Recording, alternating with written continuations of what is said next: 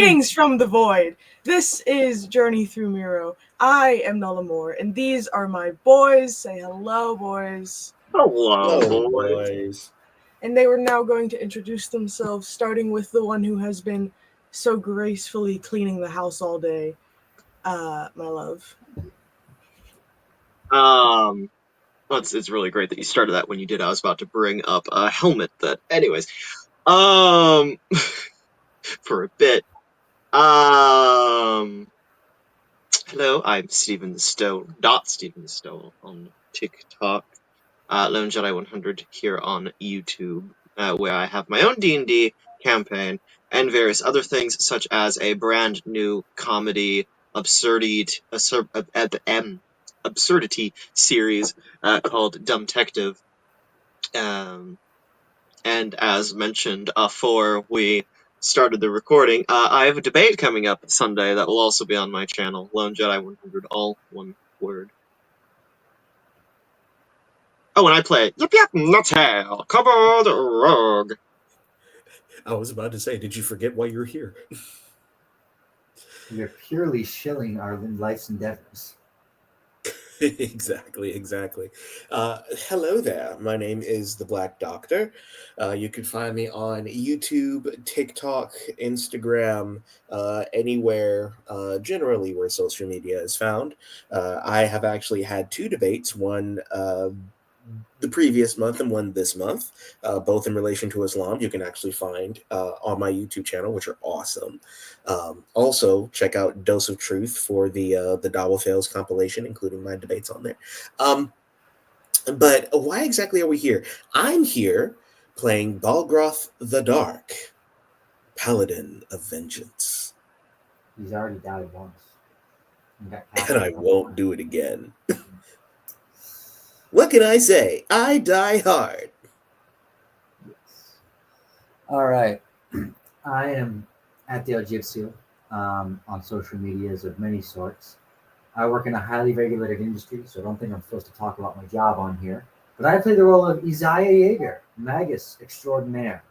And actually, I'm going to have to hop off for like 3 minutes to take a quick call for work. I'll be right back. Just to see when Isaiah is solving all the problems. Oh, look, he's got a job.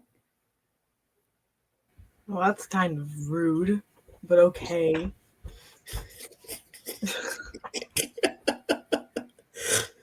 Having a life outside of D&D? Perish the thought. That's just blasphemy. Yeah. What did I miss? Dale had to take an so important call from his job, apparently. Oh, dang. So while we wait for him, can either of you tell me what happened last session? We talked to a very cryptic guy who let us ask him some questions. Yes, very much spaghetti investigetti. Primarily, he thinks that the, thing that killed the governor's son is one of the monsters that lives in the forest around the land of Sione, which is really interesting. I think we could beat it, but everybody else doesn't think so. Aside from that, I think one of the characters that we already have met ended up coming to us at the end of at the end of our session and pointed out that the magic book that he generally likes has been stolen. And it seems to me that the only person who might be the culprit is the pastor in the city. So the plot thickens.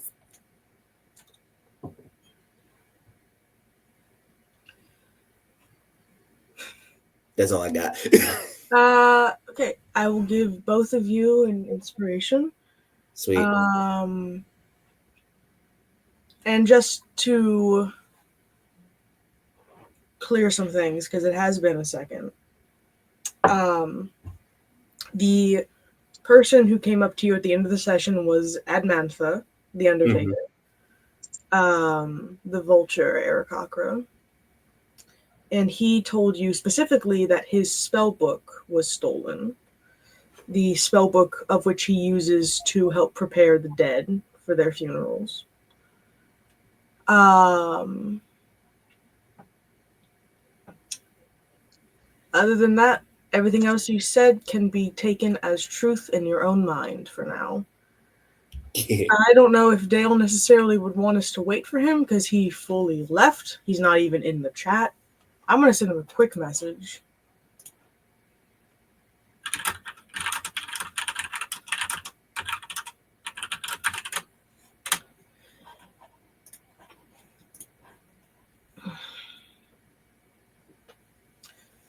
I could say that we did leave off with Admantha coming to you three for help. Right. And he pointed out that only him and the pastor have access to the funeral home type building in town. So he believes that the pastor has taken his spell book. Right. And the four of you now stand at this, I guess, decision to either investigate the funeral home or follow Admantha's feeling and go interrogate the pastor. It is the pastor. Okay.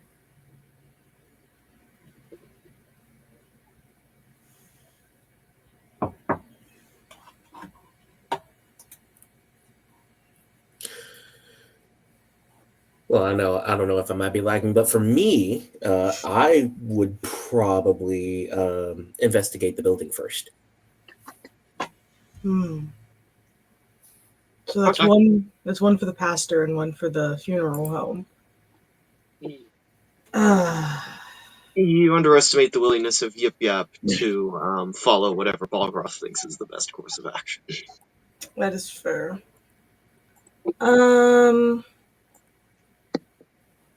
don't want to wait 10 minutes for Daryl. You could give like channel updates to Filibuster. You know what? Channel updates. Or like project, I don't know. I mean, I don't know. I'm working on several things at the moment. I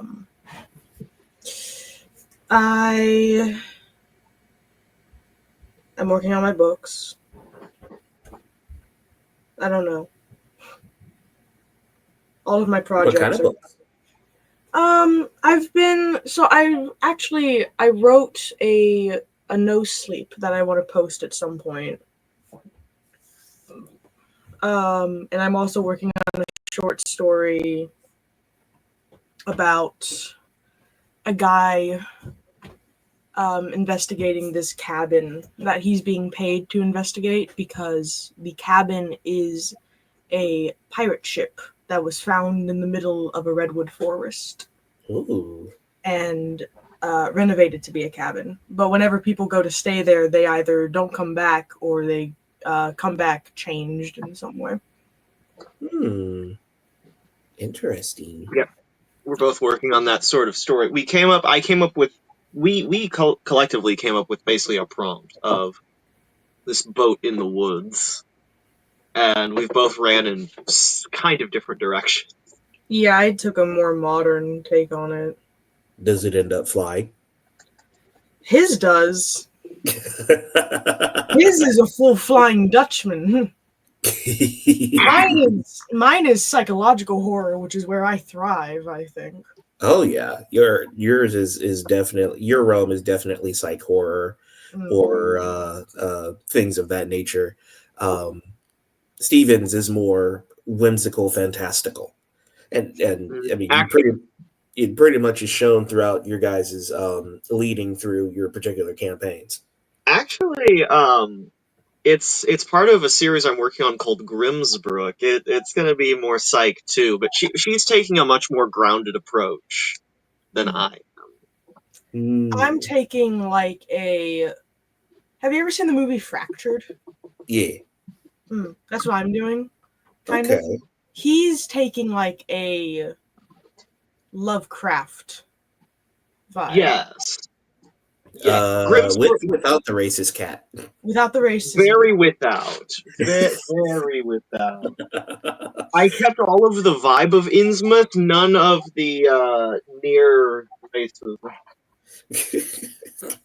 Or more than near racism. I'm working on like I've worked myself into like several short stories that are in the format of a journal being found, because like that's what I've decided I'm doing now. And one of them is my take, or I guess, yeah, kind of like my take on Frankenstein's monster. Yeah.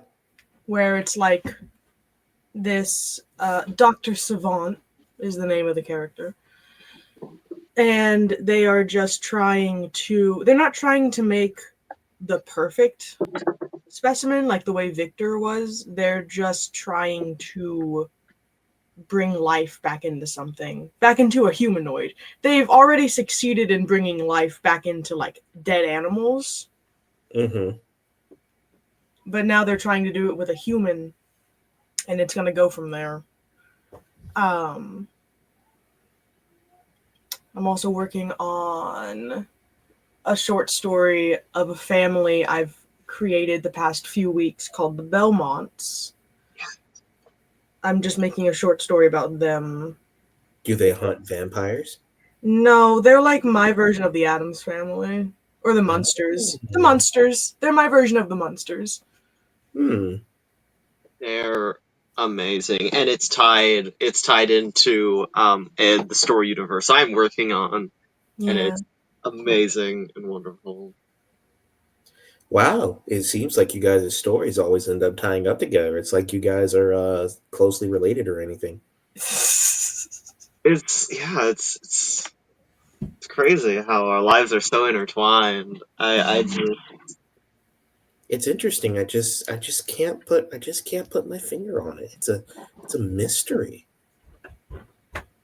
I don't understand it. You know, it's just.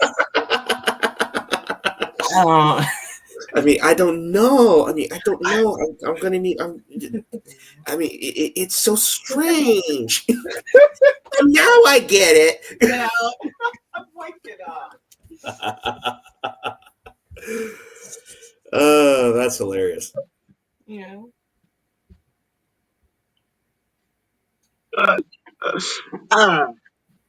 That's funny. I love that. I have two layers of box in the middle of my way that are like maxing out my ability to step over something. You just got big legs. I do. I am long leg. I am large man. Oh, I am large man in real life, yet I play small kobold in D&D. Yes. Have you seen Jesus Christ Superstar? Yeah. Thoughts? It was all right.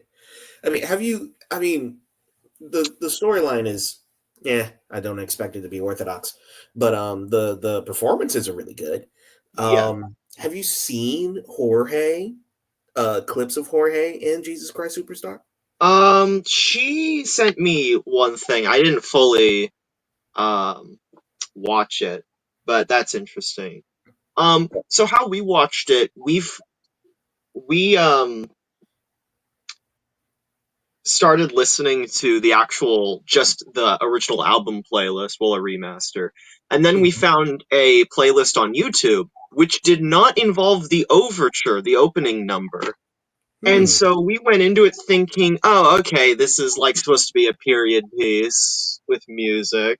It seems like it's leaving it open. I'll say, to its credit, it leaves it ambiguous enough for me about whether or not Jesus is supposed to be who he says he is, as long as you ignore the whole Mary Magdalene subplot. Yeah. Um,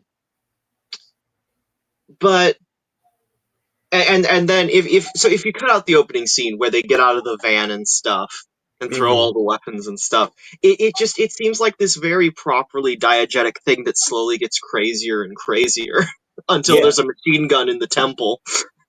it's like oh man, it's like a modern version of the Gnostic Gospels.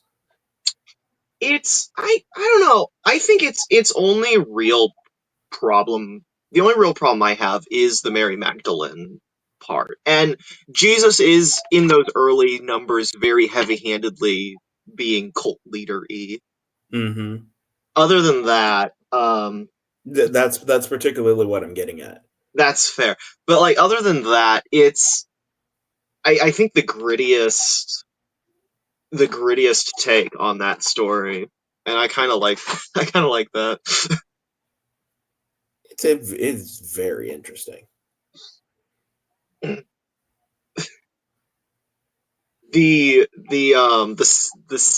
The Sanhedrin was hilarious. Just literally this bunch of Sith lords. Yes. Yes, dude. I have never liked the Sanhedrin until this adaptation. Oh, Because it's so freaking creative. It's so freaking creative. it is definitely creative. No, it was funny because like I said, we didn't have that establishing shot that broke the illusion that it was supposed to be a period piece. So for us it just slowly became more and more a Mel Brooks Flanderism Yeah. of like the scene with Simon the Zealot, his number, as the guards approach, and it's like, these guys are just wearing purple tank tops. Is that guy holding a gun? Is that is that guy holding a piece? Oh, that's so freaking cute. Oh no, he's packing heat. Little did we know, if we'd been watching the full thing, we would have already seen that squad walk by and the officer full on with an MP4.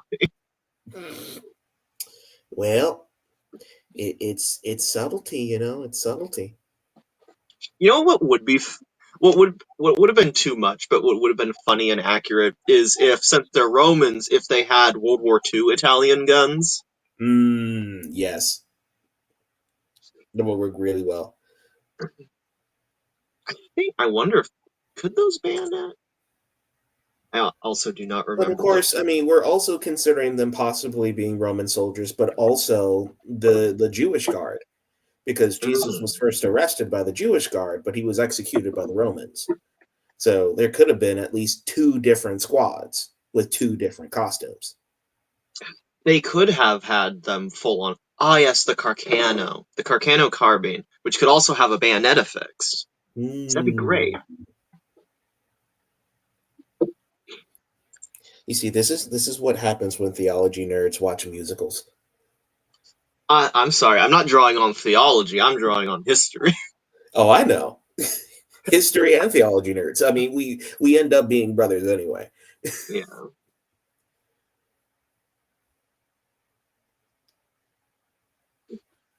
history is what happened. Theology is why it happened. Oh, indeed. Oh, indeed. I mean, theology and science often happen the exact same way.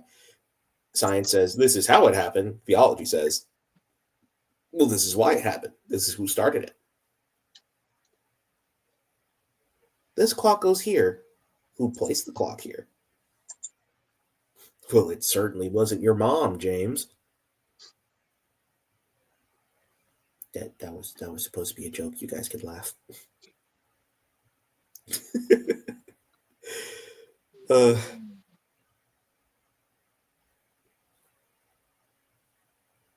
Man, Bill's quite on call. Has he responded at all, Noel? He said that it would take him like 15. He said that the vibe he was getting was that it would be 15 minutes. Okay, and now he just said there's a technical issue. It might take longer. But that's fine because you guys, Balgroth and Yip Yap, are more than welcome to go to the funeral house if you guys want to. okay, let's go investigating. All right. This is going to be a. I kind of like doing this style. It's going to be very point and click, just so you know. Point and So, click? yeah. So you guys tell Admantha that you want to investigate the funeral home, and while he is still rather fidgety and wanting to just go and accuse the pastor of defiling his things, he agrees and goes with you to unlock the funeral home so that you may look around. And there are only two main rooms of the funeral home. There is the office and the back room, of which is only separated by by a set of swinging doors. The inside of the office is very sparsely decorated. It has mostly just a desk and a cabinet, of which there are things to look about. There are some pictures on the wall, mostly of just the town back when it was still a flourishing place to be instead of what it is now. There aren't any pictures of Admantha himself anywhere that you can see. Mm-hmm. And there's no pictures of anyone specifically by themselves. It's always group pictures of the townspeople or like crowds gathered around the openings of a new store. It's like a history of the town in pictures, basically. Mm. Looking, if you take a peek into the back room, it also has a cabinet and a small table of tools aside a examination table that is currently empty. So do you want to point and click style, office or back room first? Let's start with the office. Okay, so yes, like I said, the only real things anything could be properly, I guess, filed away would be the desk or the cabinet.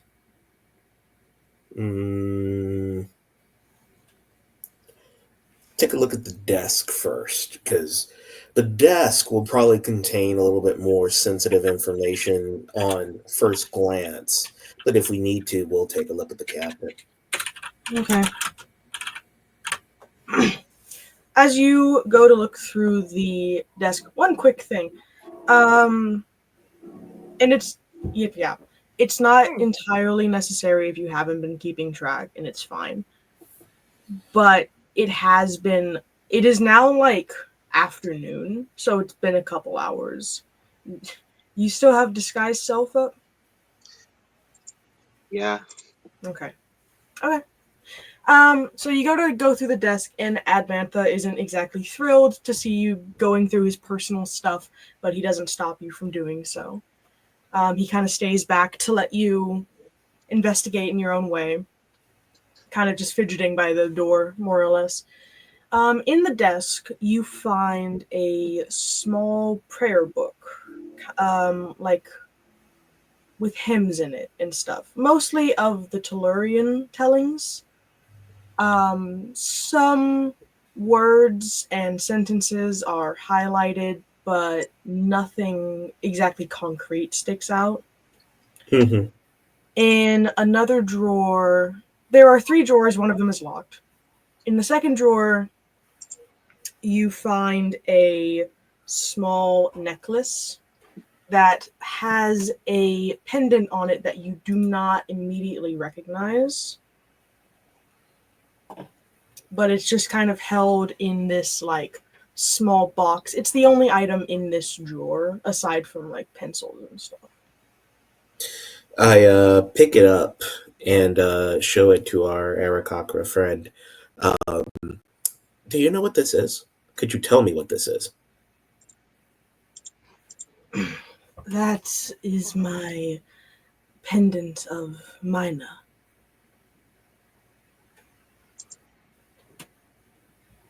Could you elaborate? Does it do anything? It doesn't do anything, no. It is simply just a as one would have prayer beads for the Tellurian or the Soaring. That pendant is for my prayers towards the beyond. Hmm. And the prayer book he mentions to, or I guess nudges to the other desk, to the other drawer. I'll answer that in a second to catch Dale up. Why do Balgroth you and assume I Yupia. haven't watched the stream? Hmm? Why do you assume I haven't been watching the stream like I always do? Okay, then what's been happening? Well, Balgroth and Yip Yap have been engaged in some shenanigans, and now he's trying to look all nonchalant with the prayer book. They're investigating the funeral home. Sounds like shenanigans to me, but go on. Wrong. Admantha kind of gestures the prayer book. That is just something I bring with me whenever I decide to sit in for one of the pastor's sermons. Understandable. And he then sort of notions to the locked drawer. And here. Those are purely personal. Nothing in there, I assure you, would point in either direction to what you are looking for. Sus. Exactly. Very, very much so. Uh-huh. Do I sense that he's lying? You can roll an insight. Just 1 second.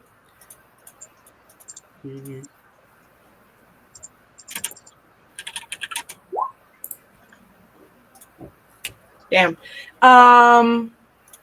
He's not lying. They are personal objects to him. He clearly, something about it is making him sentimental. But is it true that it probably won't help us in this case? Yes. All right. Well, then he places the necklace back in the drawer and closes it. Does it look to be, or at least, um, I'm going to investigate to see if there might be any secret compartments on the desk. Okay, roll an investigation. Oof. You kind of poke around the desk. You don't seem to find any, like, false walls or anything in the desk. It's kind of just as it is. All right. I guess we then check the cabinet. Okay. The cabinet is where the spell book is supposed to be, as you can tell by the book stand that is empty. There are also a countful of vials of various colors sitting behind the cabinet doors.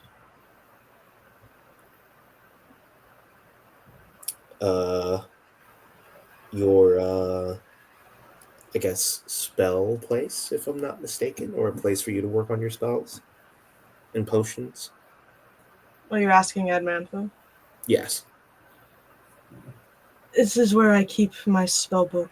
Yes, it's supposed to stay here. I only remove it when I am preparing a body. Mm-hmm. The vials are bereavements for me.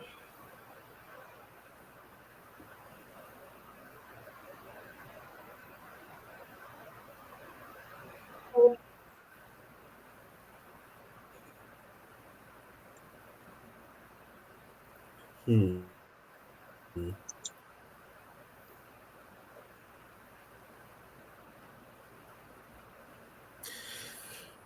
I see. Is there anything else on here that I could possibly investigate, or anything that might seem to be really interesting? As of what you can see in the office, there isn't anything aside the desk and the cabinet. You can make an investigation check if you want to see if there's anything of particular interest. Otherwise, Make a what check? investigation.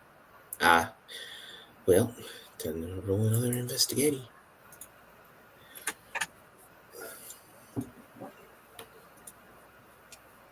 You walk around the room, investigating things, but nothing sticks out to you.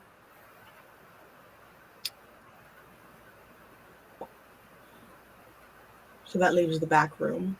Yeah, then I suggest we head over to the back room. In the back room, there is another cabinet similar to the one in the office, but in this one, instead of having vials that are multicolored in essence, most of these are greenish browns, and there are a lot less. There are also boxes. Each one seems to have a name on it except for one. Also in the back room, there is that examination table, which is empty. And next to the table is a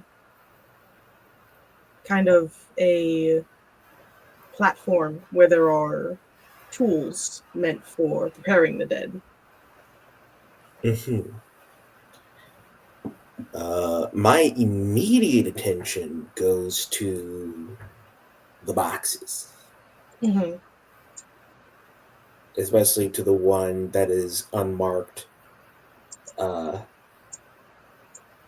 and I peer immediately towards that one, and I say, "Ooh, what's this?"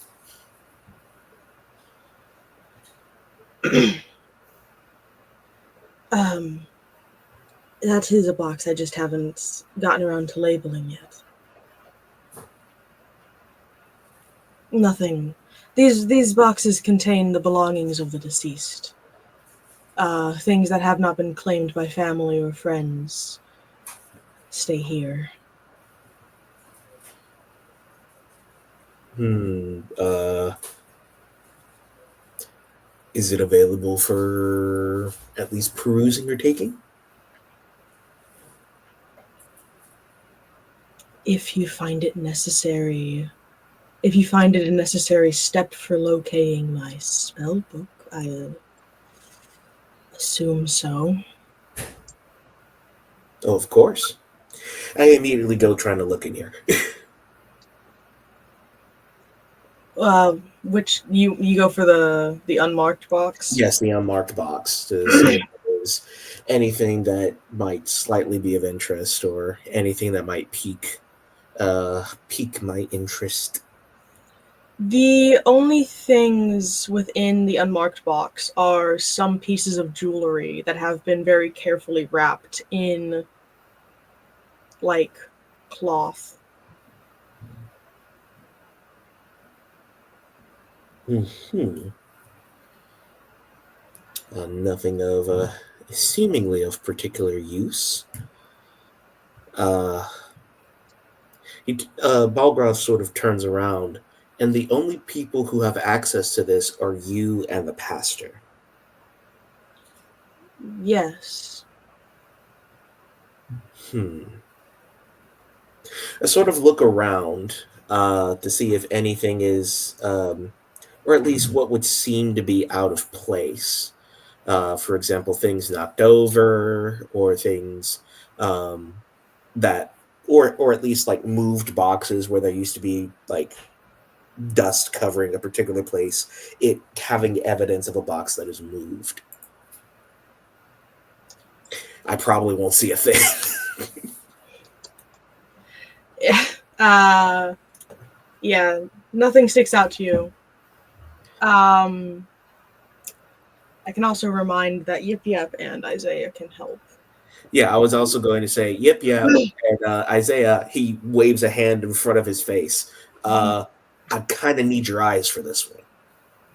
Of course. My eyes I'm don't trying work. to impose. Your eyes don't work like they used to before. When your legs don't work like they used to before. Crack. I'll pull an Yep, yep. inspiration on this. I'll pull an inspiration on this.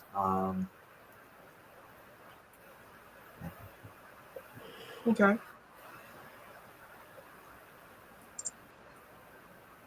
Yeah, Okay. no. So, Yip Yap and Isaiah, you guys look around the back room as well with Balgroth. And Yip Yap, you see. You are well versed in tools, in a sense. You use a pair of thieves' tools. You know that things have places that they should be. Mhm. There is a tool missing. There is a spot where there should be a tool on the table next to the examination table. Isaiah, you notice that all the boxes seem to have like a thin layer of dust on them, except for the unlabeled one. It seems to be the cleanest, the most well kept out of the boxes. Can I take a look in that unlabeled one again? Yes. Inside are some pieces of jewelry, about three.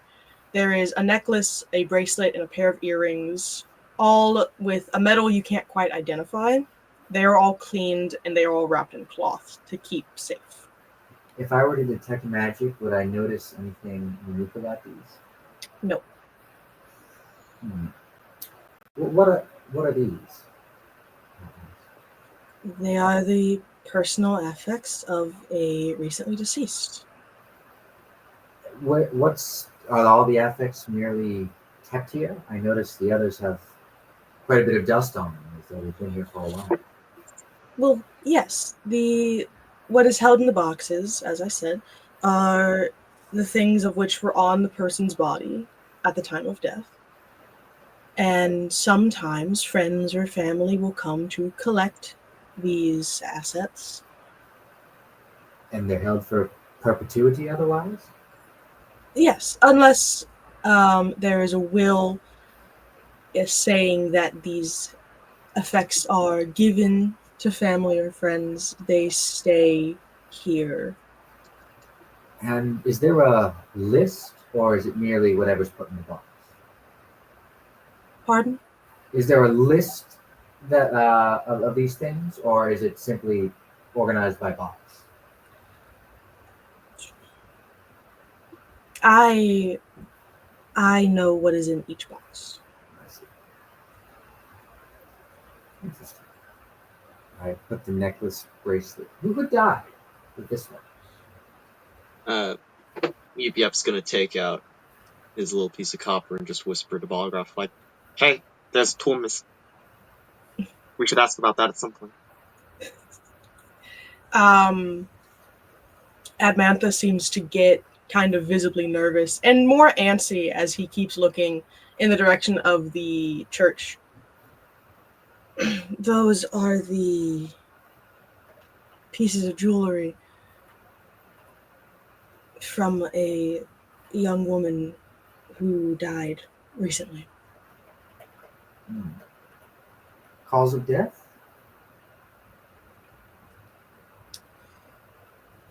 Frostbite. Hmm. Most unpleasant.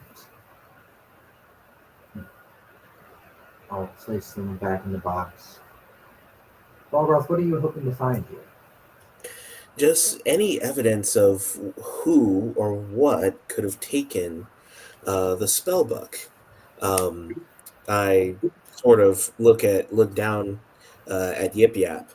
Um, my friend here seems to notice that in your toolbox there's a particular tool missing. Would you mind at least looking here with me and seeing which one might be taken? Well, I can tell you which one is missing. It's been missing for quite a while, actually. It is the tool I use to remove teeth from the body. Uh-huh. Hmm. And you did not feel the need to at least investigate why it's gone or seek a replacement? I have requested a replacement. I am waiting for it to arrive. I have looked as much as I can. No one seems to know where he's gone. I went on a small trip a few moons ago, and I just assumed that I might have lost it on that journey. Hmm.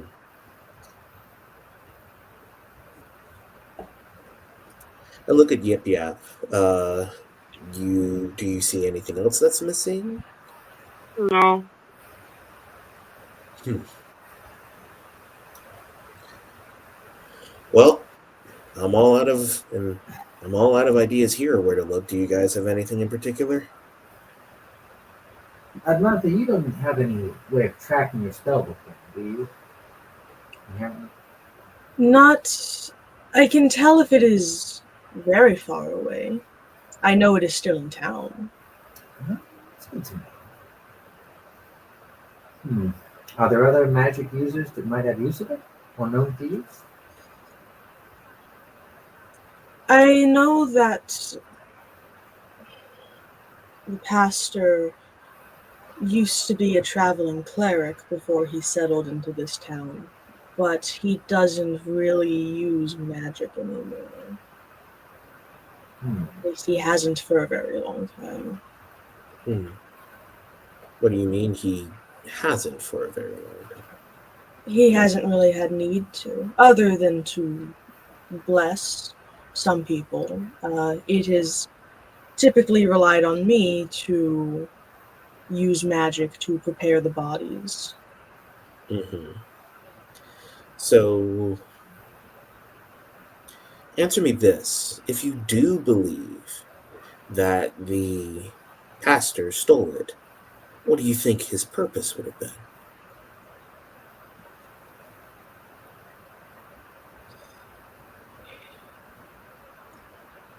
The pastor is a strong-headed man. If he did take my book, and I really believe he did, for the door was unlocked and only he and I have keys, then it is for some means that are of his own. Did he say he doesn't think the pastor took it, or he does? He does. He does. Okay. I thought he said I So really you don't.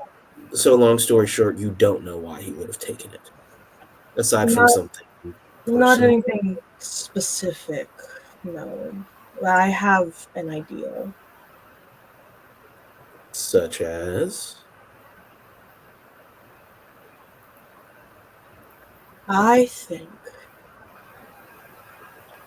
that Olam does not want you three to cast Speak with Dead on the corpse of Litritz. Hmm. Oh, I could have told you that. Interesting. Well, should we pay him a visit, I I very much suppose. think so. or should perhaps Yip Yap see if he can find it on his person or in his area? Why can't we do both? We talk with him, and while he's distracted, Yep Yap does a little bit of investigating. If we wait till it's dark, it's a little easier. I would not like to wait long. I still must prepare the body before sundown. Then let's go at once. Indeed. Hmm. Okay. Um, Following Amantha, you three leave the funeral home and make your way back to the church. Um, as you all get closer, it's clear that the nervousness or the anxieties that Admantha had held in the funeral home is now slowly turning to a sort of anger as the wings of which he uses as a cloak around his shoulders start to ruffle and tremble. And he walks up to the main doors before looking back to the three of you. Shall we? We should. Sure. Yep. Are you coming with us or going separately? Wait, so yeah, what's the plan? Amantha's just gonna go confront the pastor. Pasta. I'm gonna check, and I'm gonna like break into his room or something and check. Yeah. Or see if you can sneak around and see if you can investigate his person, or Investigate his. Okay. His purse on what? mm-hmm. Yeah, I can try. Okay. So do you three enter together, or does Yip Yap go around? I would suggest Yip Yap to go around. Yeah. There's a back door to this place, or am I Yeah, looking there for a is. window? There's a back door. Okay, yeah, I'm gonna sneak around and yeah. He's going to be an intruder. He goes in through the window. Okay. So as Yip Yap goes around to be to flank or whatever, Isaiah and Balgroth follow Admantha within. And when you enter the main chamber of the church, the sight is rather horrific. Pastor Olam and the mayor are seen just feet away from a thrashing, shaking corpse. Expressions of shock and fear and disgust are very prevalent on their stark faces. It's clear that one of them had been trying to shackle the corpse to the table. Iron bands are wrapped around a twisted wrist. Horrible cracks of bone echo through the chamber, the spine forced into unnatural angles and soon protruding past the skin. The dead man's wings flit and flutter at random intervals, sputtering like a dying candle. And Admantha, with a renewed anger, strides forth with heavy, clacking steps and screams at the pastor and the mayor. You absolute imbeciles! What did you do? What did you cast? His wings unfold around him to heighten his shadow cast on them, clawed fists at his side. The mayor shrinks back from the onslaught of rage, but the pastor stands resolute, however, not meeting the Undertaker's eyes. The mayor shouts out with a quaking voice, "Nothing!" He trips over himself to put space between him and Admantha. His wings, Admantha's wings, shroud the dead as the mayor continues to stutter. I didn't. We found. Oh, damn. He turns and bites into his fist as the body stretches out past Admantha's wings, of which he pulls them back at the sight. His eyes glinting at the pastor, face locked in judging anger.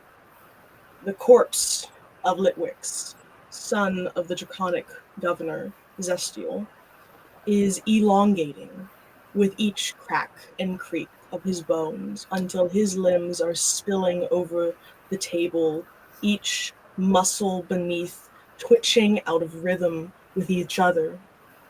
Olam finally has the grace to look away from the horrid display, his gaze shifting to something behind his pulpit. And Admantha steps up to him, standing straight, towering over him. Did you cast decompose on this poor soul? He hisses through his beak, and the pastor shrinks back. Are you not aware that I bless each corpse under my care with a gentle repose? The pastor gives no answer. Admantha's wings shake once again.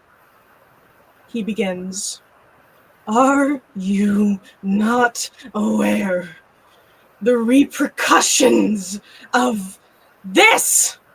And he gestures back to the corpse, which is just now starting to still. And he says to the pastor, Say something! Like what? Bellows the pastor. What can I say, Admantha, that you probably haven't already thought by now? Have mercy! He yells to the roof of the church before shamefully covering his face. Admantha can only shake his head and go to remove the shackles from the corpse, mumbling in the tongue of the sky. The pastor crumples against the pulpit and covers his whole head, hoping to hide himself in some way.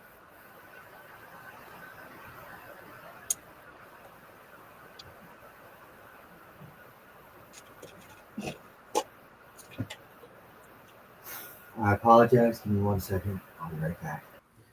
Balgroth Damn. immediately rushes to, I guess, to assist in holding the corpse down.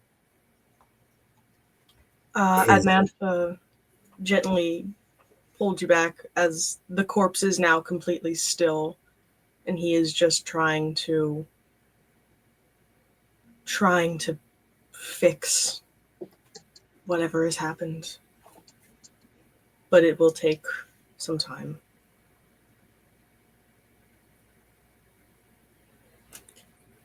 He then, knowing that he has almost no further place in trying to reconcile that, he then turns his face to the priest, to the pastor. Eyes beginning to glow a dark green.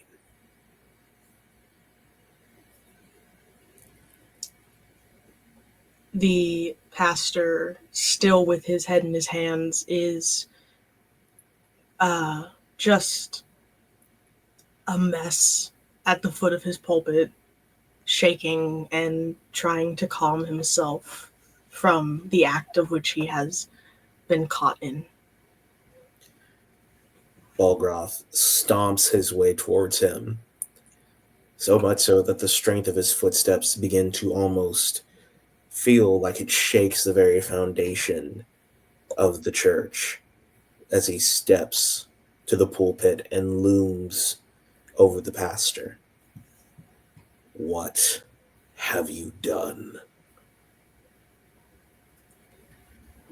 Olam, without lifting his head from his hands, only mutters back, "You have to understand. I never wanted this to happen." What have you done?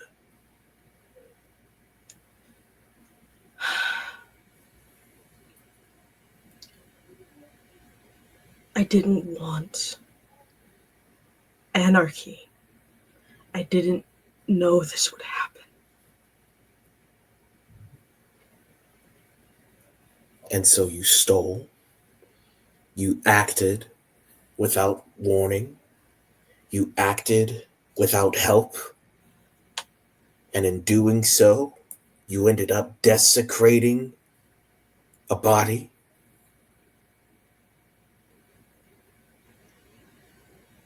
Was your thirst for safety worth throwing everyone's peace away?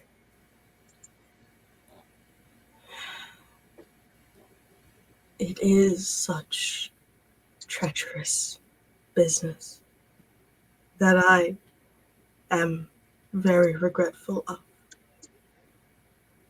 But it becomes more treacherous, for there is a traitor.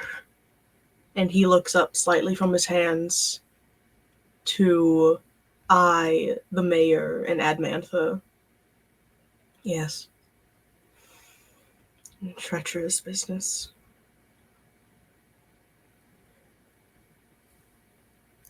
Balgroth takes out his sword.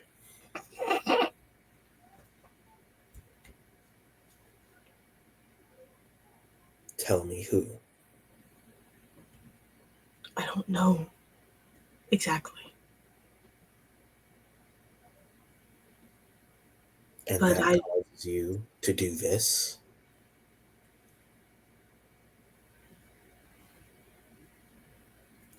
I didn't want knowledge of this murder to reach out into the town. Things are already so unstable. I didn't want to make it worse, and I have made it horrifying in doing so. Then he points his sword at the pastor. Then the justice lies upon you to make it right, either with your actions or with your life.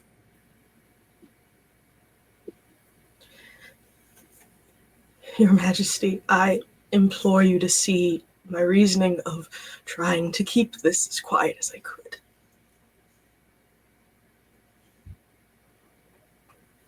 In order to keep things quiet, things would have to have been done decently and in order, and instead you acted in panic. A true leader acts wisely, wise as a serpent, yet patient as a dove. And yet you have acted as if you had a sword in the mind of a lunatic. You must set this right, or I will. The boy needs to be buried in peace, as much peace as can be offered to him now, before his father arrives. Knowing Zestial, he will be here on the sunrise to see the effects, and I cannot tribulate my friend with what has happened to his son. He will be broken, and he is our last true leader. Understood. But first we must speak with him.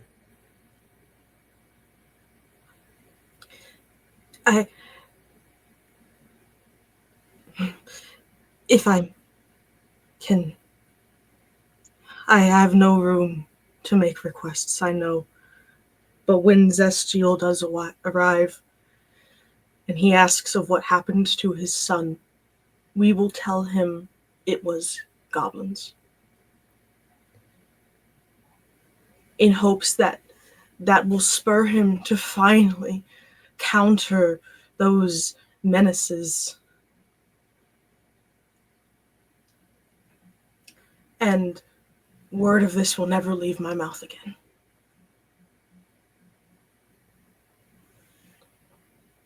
He places his sword back in his sheath. So be it.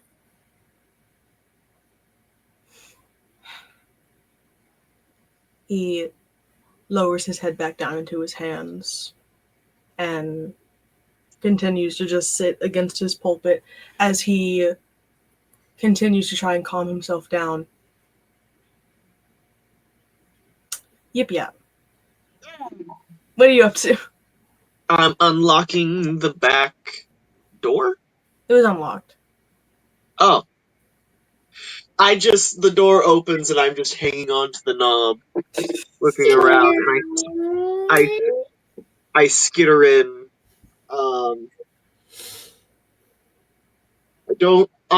Yip Yap knows what he's looking for. Loose. So, is Yip Yap going to specifically go to try and find the pastor or the pastor's offices? I'm looking for his I'm gonna hit up his personal space first and see if I can find anything of interest. Okay. I'll even take out the monocle if I come across paperwork that I think needs looking at. So you do find his office rather quickly. And it is locked, so you will have to do a sleight of hand check. Well, luckily, rather easy. I'm literally built for this. Yeah. No, yeah. I look at that thing and it just goes. You look at it, it disintegrates.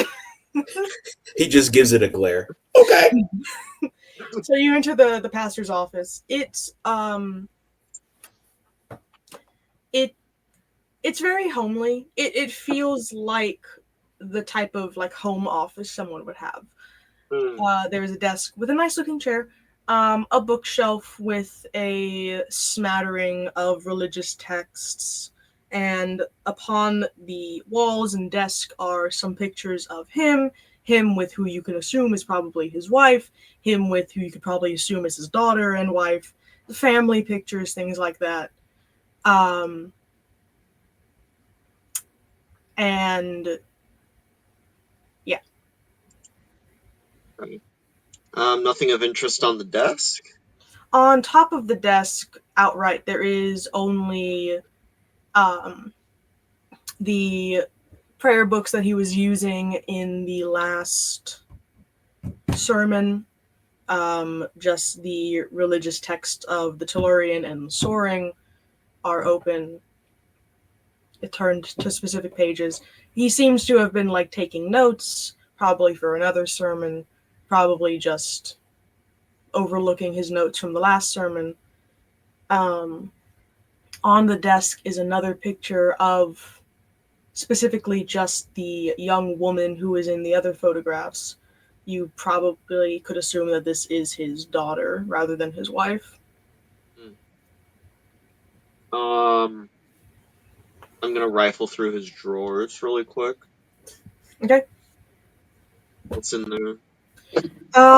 In the drawers there are some scrolls, there are some more notes that he has taken. His handwriting is very neat, kind of calligraphic in a way. But not extremely fancy. Um at one point you find a note that is written in a different kind of writing style than what his normal letters look like. Aha! This is not the same gibberish. Monocle. Where was the note for that? I put the monocle up and you start hearing, wouldn't you like it? The piece of paper you pull up that has different handwriting is a worn sheet of parchment. It is brown and aged and seems like it was taken out of like an old notebook or something. Written on it is a note that says, this body was done away by a group from the town of Kaloral. I witnessed them hunt him down and slaughter him before disposing of the body. I will send this to you when I'm done. Before disposing of the body in a shallow grave. They performed some sort of ritual on him, stuffing his body with mistletoe and binding his mouth shut with wires. I hope this note finds the correct people. I, Dan Spelsing, found the body and am willing for questioning. The note shall act as a compass for my placement when in the presence of another wizard. I'm gonna jot that down on some loose stuff I have in Thieves' Camp. Yeah.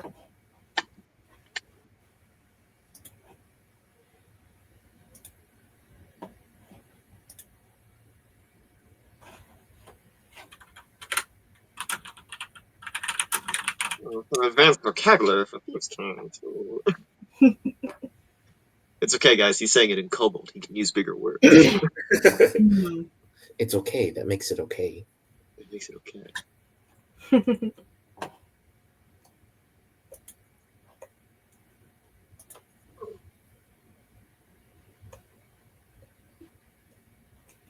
Ugh. Oh, shoot. I should have pasted without the formatting. There we go. Note from Pastor. Danke. Alright. I rifle through the papers adjacent to that while I still have the monocle in effect to see if there's any paperwork that is sus. The rest of it seems like more just religious note-taking, old sermons, probably like drafts of sermons, things like that. You find wrapped in a string of twine what seems to be some letters, all of them addressed to the pastor, all of them from somebody called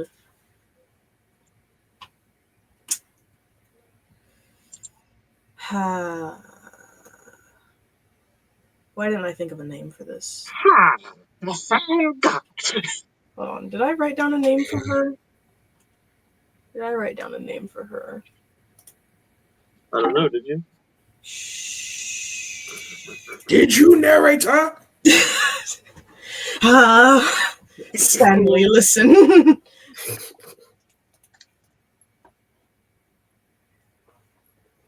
They are all from somebody called Esmeralda. The last one is dated to a couple, quote unquote, years ago, saying how she cannot wait to see him again once she returns from her travels to Setya. Interesting.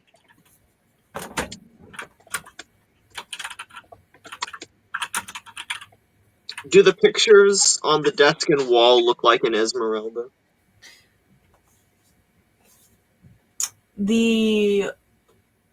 How would you describe the person in the portrait? So there are two people. There's who you assume is his wife and who you assume is his daughter. Whereas the pastor is a orc.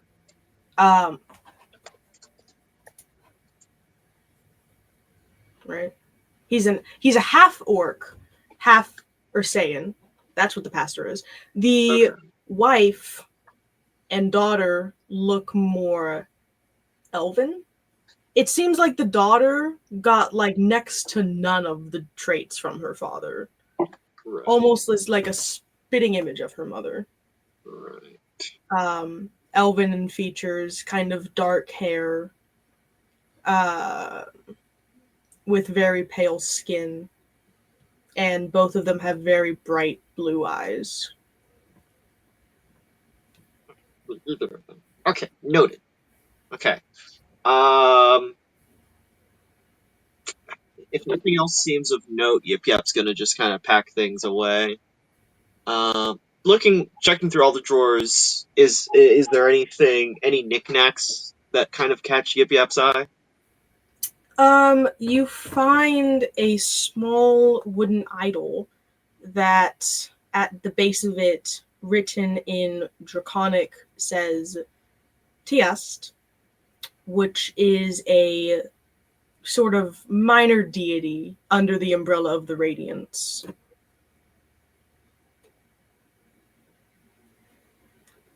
How small is it? Like Yip Yap palm sized. Yoink. This religious object, mine now. This is mine now. I'm taking you with me. You're coming home with me.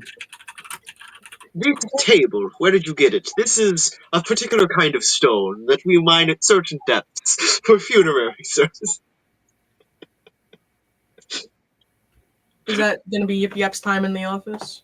Yes, he is gonna make his way now to try and pickpocket what he can from the man himself. Okay. What was that idol called? Tiast. I spelled it for you. Sized idol of... It's like a minor deity of the Radiance, but Yip Yap doesn't know exactly what their... What is the term? Like what they are the deus of. Whereas like the Radiance is like this whole thing. The minor ones have like their own little minor pantheon. Yeah, like subjugations that they have. Mm. Mm.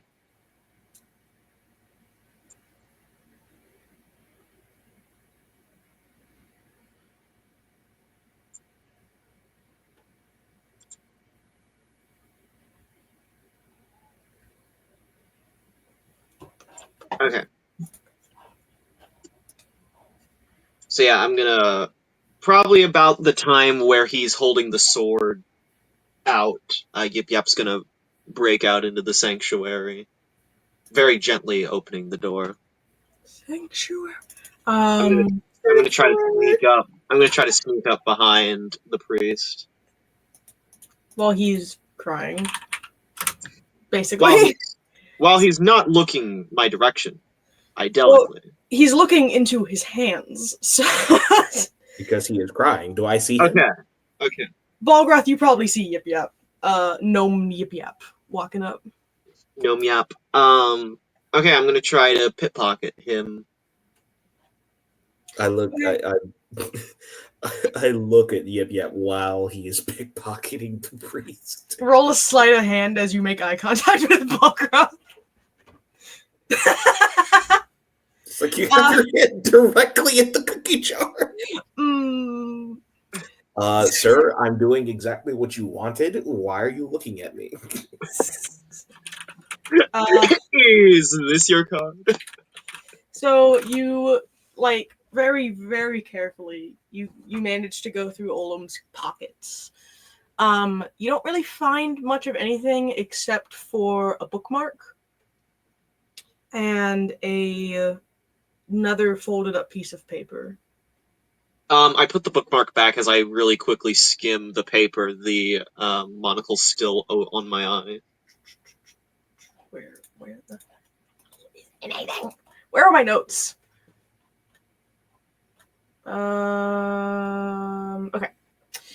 The note reads, Dear Father, I finally found the proof I need to reveal that Undertaker for the wretched rodent he truly is. I will get my vengeance for my sweet dove. I'll see you soon. Signed, Litrix.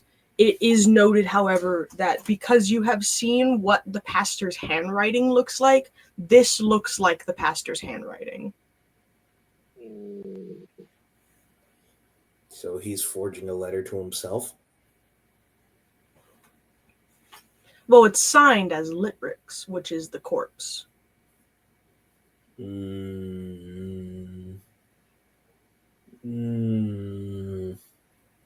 Yip Yap. Can we say Yip Yap can also write in other languages while under the effects of the monocle? Once. Ever? Once per use. Okay. Ever. Yip Yap is going to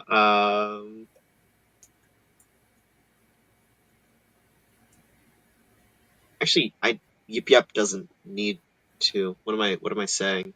Yip Yap's just gonna keep the paper. Okay. And he's gonna give it to Balgaroth, and he's just gonna whisper, so this is a forged letter. Forged in his handwriting, by the by. You can tell by the loops here that it's the same handwriting. You see, these are the exact kind of swoops on the G and the Y that he does in all of his personal writing. I look at Yip Yap, and then slowly and eerily turn my head towards the priest, eyes glowing dark green again. You see, he dots his eyes with hearts. Why are you looking at Admantha like that? No, I'm looking at the pastor like that. Okay, I thought you said Undertaker or something. Nah. I misheard. He's about to be taken under. That's not a good imitation. Yeah, I know. Do you mind if I use an inspiration to roll again? You can do what you like. That's better. Nice.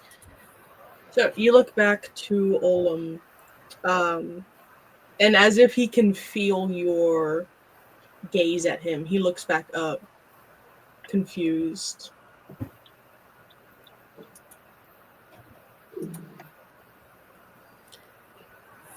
He basically takes the he takes the paper in his hand and practically shoves it into his face. What is this? That was a letter found on the body.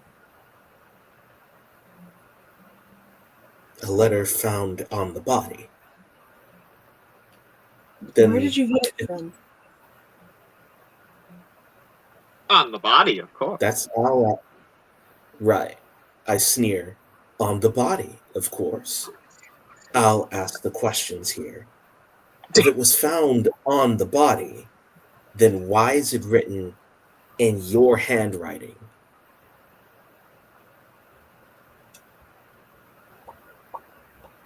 The pastor stands up, kind of like brushing himself off a bit. That is my copy of the letter. I transcribed it to common. It was written in Draconic. Show me the original.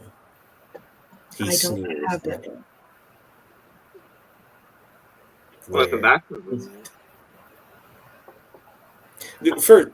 First of all, do I detect that he's lying? Roll an insight. I say that sounds really convenient in Draconic. Yeah. He sounds resolute. I would have casted Zone of Truth, but I mean, he'd be able to, you know. Yeah. You can't tell if he's lying or not. He just sounds resolute. I tease Balgroth. I tease him to Balgroth. Again in Draconic. You should see the love letters he's been getting. So, any reaction from the pastor? The pastor doesn't speak Draconic. He But doesn't he seem to have transcribed it from Draconic. He doesn't seem to have a reaction. Do I take that as him not knowing Draconic? Well, I mean, there's a difference between speaking and reading a language. I can read. I say it again very slow. Roll an insight to see if maybe the pastor knows Draconic. He doesn't have a reaction to. He looks at you when you repeat what you said, but otherwise he doesn't really have that much of a reaction. He's stupid. Get him. He's not evil. He's illiterate. Even worse.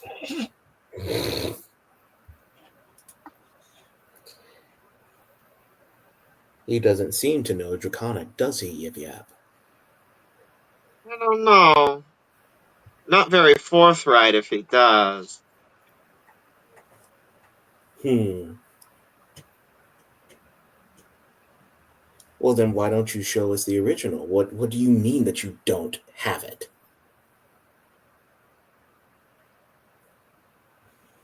He looks to the mayor, who has now gotten up from where he was, also kind of cowering before, and he kind of just shakes his head at Olam before he looks back to you. All of the personal effects of the body are with the Undertaker, of course.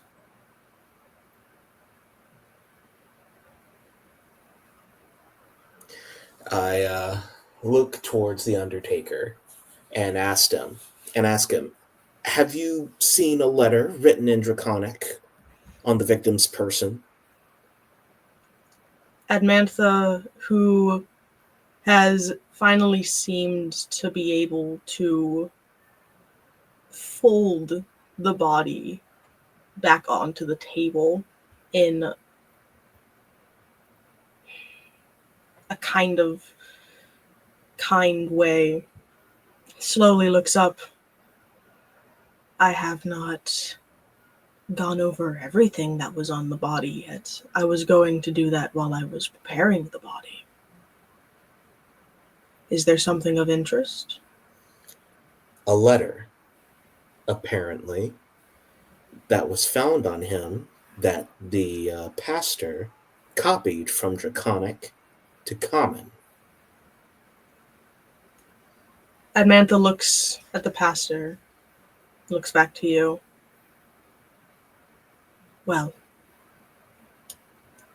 I will look for that when I go through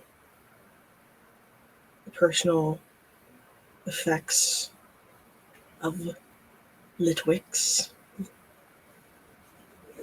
Litrix. It's all in the notes. Well, while you might be looking for that, I want to see what this letter says. And so I guess I sort of read it out loud. What does it say? The note of which Yiprak gave you, as you Mhm. read out loud, says, Dear Father, I have finally found the proof I need to reveal that Undertaker for the wretched rodent he truly is. I will get my vengeance for my sweet dove, and I'll see you soon. Signed, Litrix. As you read that out loud, Admantha seems to grow angry again, with his gaze locked on the mayor.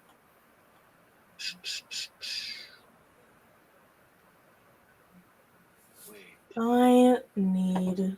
What does that say? wait. I would like to detect thoughts on Admantha. Alright, give me a second. Constitution. That's my protection from poison. You gave me a clue. Okay. I like clues.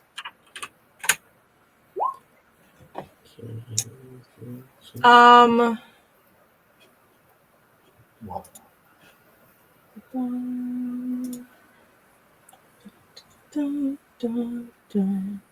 And everyone here is technically within 3 feet of each other, right?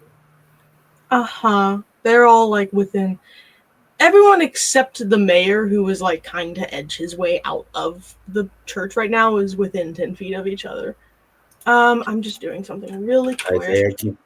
I sort of whisper, Isaiah, keep an eye on the mayor. Don't let him escape.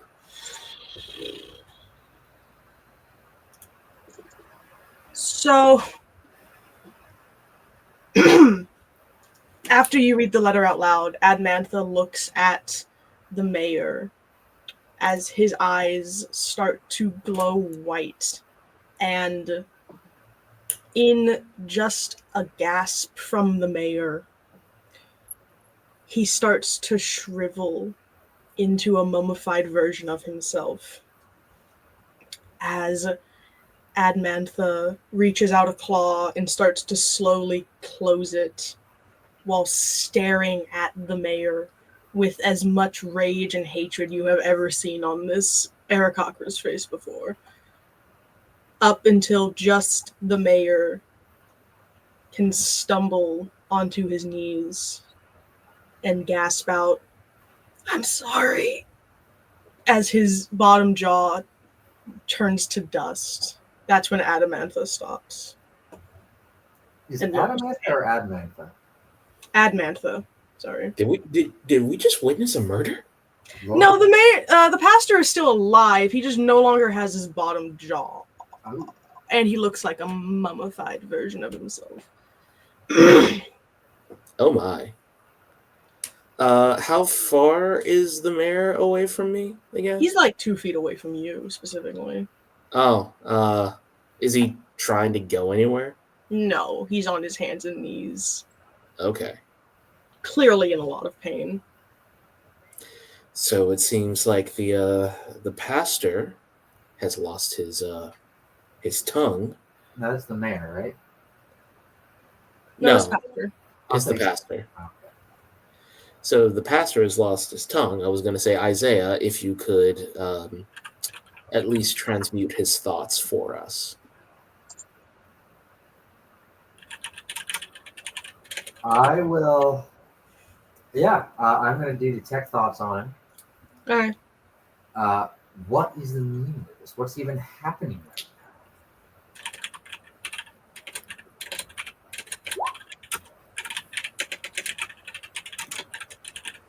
Can I say that I used my one use of transcription to I copy down the note that I copied down in both um in common and in my speak.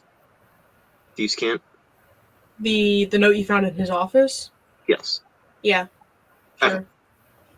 I'm So gonna you Okay, you go. I'm gonna hand that note to Balgroth, just like, oh, also, I found this, but I keep this. This is important for me. Okay. Okay, do you want me to read it? You don't have to read it out loud, but it's important for this investigation. All right, I open it up and I read it. Remind me of what it says again. I Okay. just sent it. I will get to that in a second. The thoughts that Isaiah detects from the pastor are kind of broken up, but the gist of it is him saying, Admantha has just casted blight on me. I'm in a lot of pain right now. I'm really, really, really sorry. Please help. What did you do? He like kind of sits up and claws at his face, which only makes more dust fall off as you hear his thoughts. It was necessary. I look at him expectantly for an answer to my question. We That killed. sounds nice, but you didn't answer my question. You hear in his thoughts, we killed Litrix.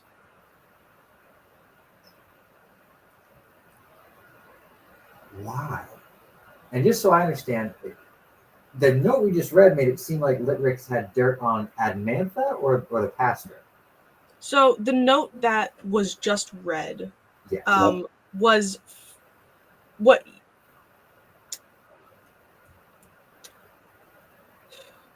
need to backtrack here to make this the way I want it to sound.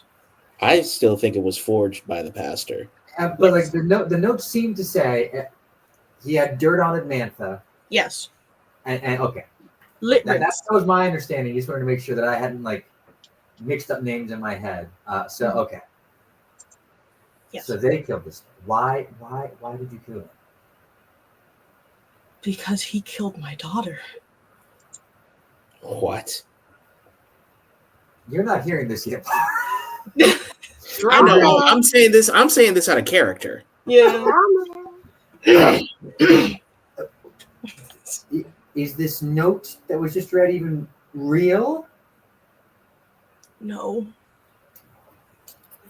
Why did he kill your daughter? Because he was an awful man. It's understandable. Was it a lover's quarrel or just... Please help me. Admantha, can you release the blight on him?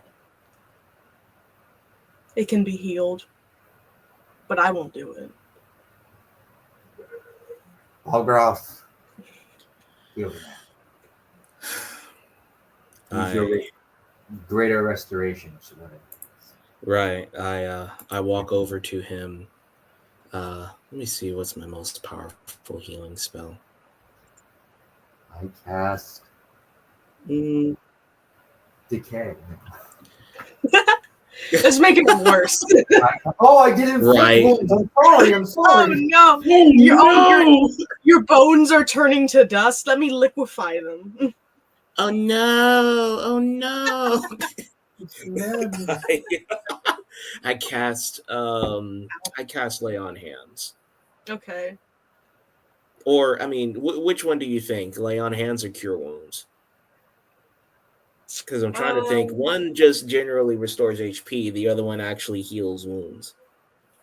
Do the one that heals wounds.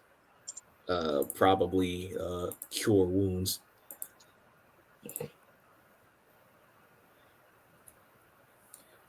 Okay. You managed to heal him enough where he's no longer actively turning to dust, and his bottom jaw is gone. It's gone, but you can still hear his voice come through his half mouth. Somehow I can still hear his voice. Quit telling everyone I'm dead.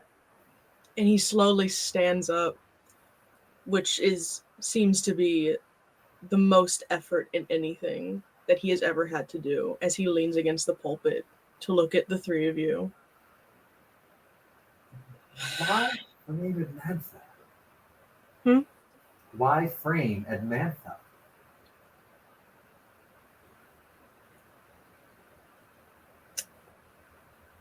Because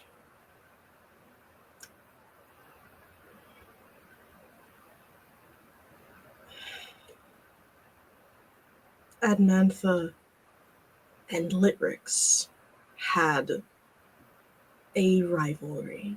It was the easiest route to take.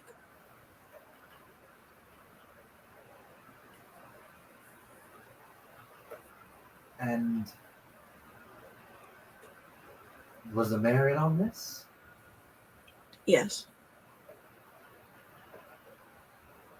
And he looks over to see the mayor is like halfway out the church door at this point, just like, Get back here! He's still like within 30 feet, right? Yeah, yes. I cast Hold Person. Okay. Yeah, I cast Hold Person. He's not going anywhere. Like 16 on a wisdom saving throw. Okay. 12 plus. Where is his stuff? 12 plus. Just 12. 12 doesn't beat that, does it? No. Okay.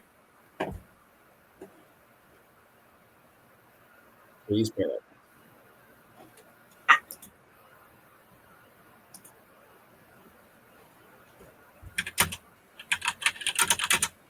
So I'm still trying to wrap my non-existent brain on all this because this doesn't make any sense. So, your daughter was killed by this dead man, and you killed him in vengeance. And instead of telling people that, you framed Admantha. I wasn't the only one who killed him. You and the mayor, or was there anyone else?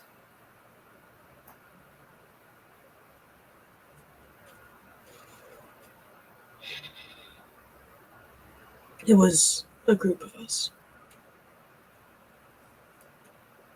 Why go through the trouble of framing Admantha if everyone's all right with you killing this one? Admantha, who has now wrapped up the body and with the purpose of carrying it back to the funeral home, kind of uses his wing to push the pastor aside a little bit as he walks past. It's because I loved her too. But surely you wouldn't have minded her murderer being killed. I didn't. I don't. But I still know when to grieve a dead person. I didn't wish his death. They did. I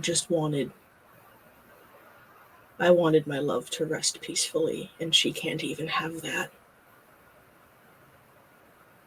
And now, this boy can't rest peacefully because of what these people have done. They were going to frame me because I'm one of the most suspicious-looking people in this town. Everyone knows that I never really liked Litrix, and he never really liked me. For more reasons than just Esme.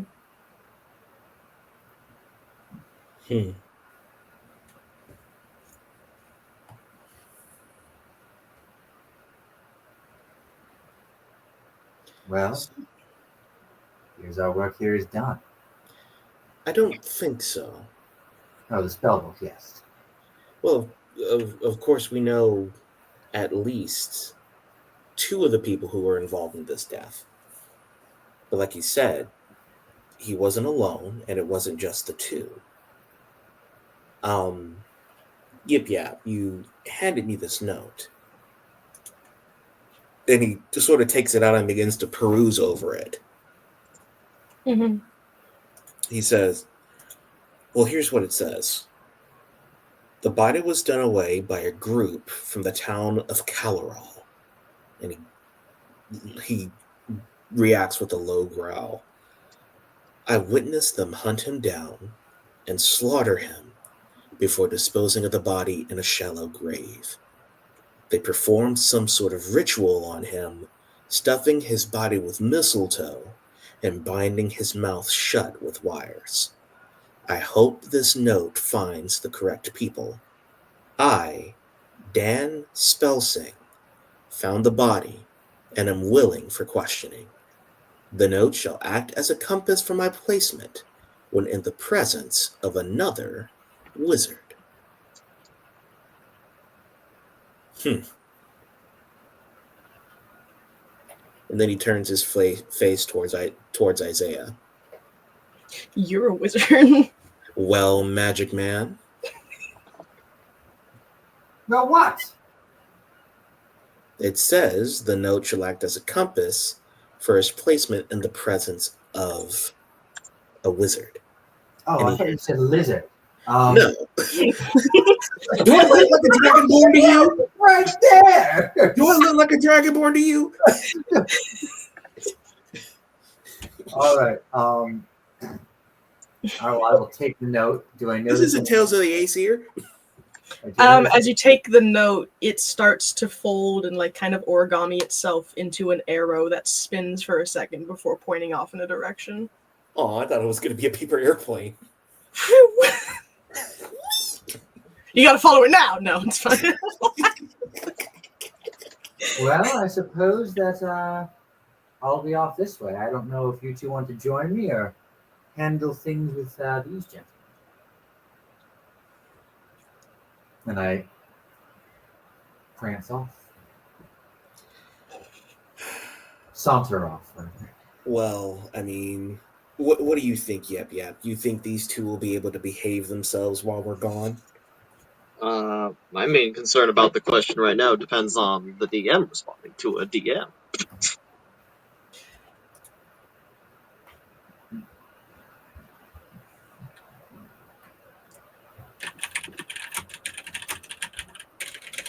Ew, 12 already? Oh my. That name sounds familiar. I really want to figure out who this guy is. All right. Well, then.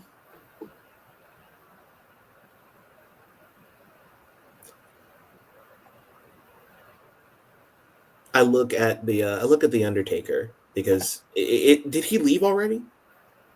He is leaving. Oh, okay. I call out to him. Do you promise not to kill anyone while we're gone? I've never killed anyone. I work with the killed. Understandable. And I look at both the priest and the mayor. When I return, I expect to find you, he turns to the priest, here in this church, and you, he turns to the mayor, at your home. And if I do not, I will find you and I will kill you. The pastor kind of stumbles a bit.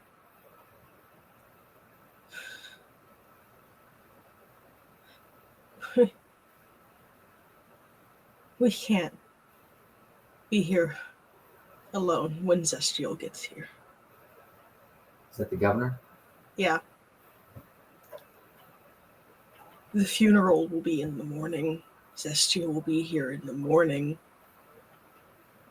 Please. We can wait till the morning. What? Do you want us to? I'm gone actually. I would have just left them. I would have just left them crying. Well, you better hope and pray we return by morning.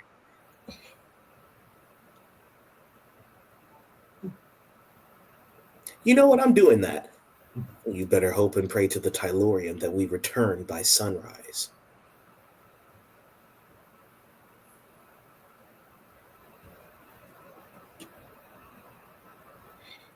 He doesn't say anything in response.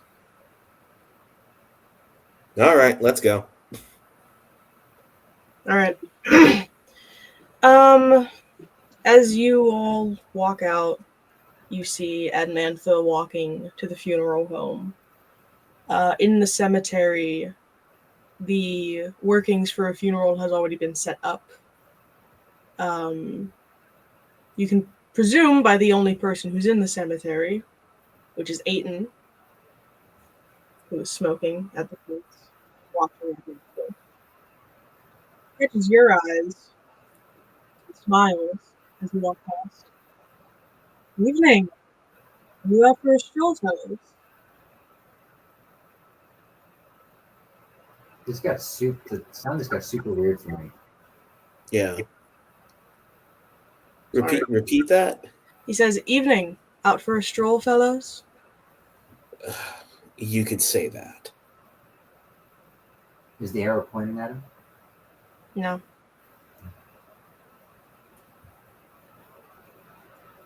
Where are you off to this late? Oh, just off to see a wizard. Wizard. I don't think there's any of those around here. I continue walking. I am not waylaid by this cretin. What? I'm not waylaid by this cretin. I continue to walk unless Alright. stopped.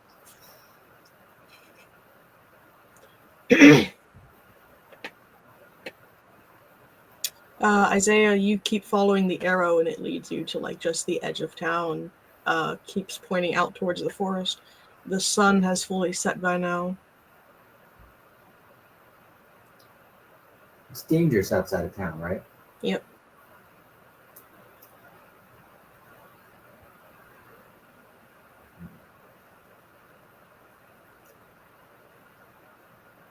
Balgroth, yeah, perhaps we ought to do this tomorrow.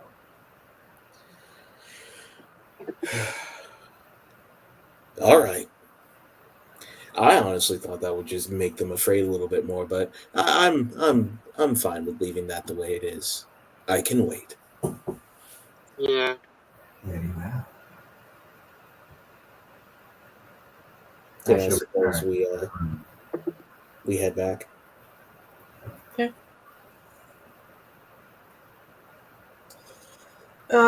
By the time you walk back again, because you guys had walked about like to the edge of town, and you're walking back to the church, I assume, to go back to sleep. Yeah. You pass Aiton. You pass the cemetery again, and Adamantha is there with Aiton now, and they're talking. Not in a whisper, but they're talking like kind of softly casual to each other. I don't think any of you speak Aran, so Nope. yeah. Hey, yep, yeah. Put on your monocle so you can hear them better. Here's a magical hearing aid. I call it a babble. With that, we can end the session there. That was fun. It was very fun. Subterfuge, betrayal, murder. Love letters. Oh my. Okay. Well, I hope you guys enjoyed playing. And I hope all the ghosts enjoyed watching. And hopefully we will see what happens next week. See you guys later. Bye. Bye.